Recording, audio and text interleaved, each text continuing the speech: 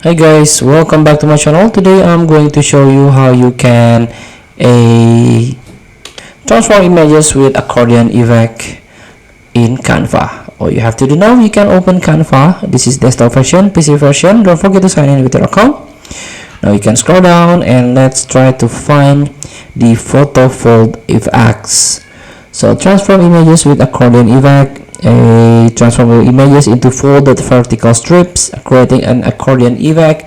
Each slice features a dynamic skew for stunning visual impact. So you can use in existing design or use in your design.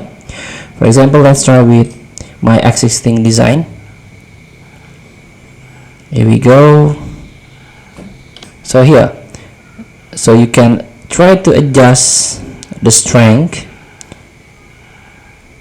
Here, for example, let's try with the 25 and simply add to design, and this is the result. So the photo fold effect has successfully uploaded the media to your library. So this is like accordion folded effects. Just simply click add to design and here we go. Thank you for watching. Don't forget to comment, like, and subscribe, and click the next button below. See you in the next video.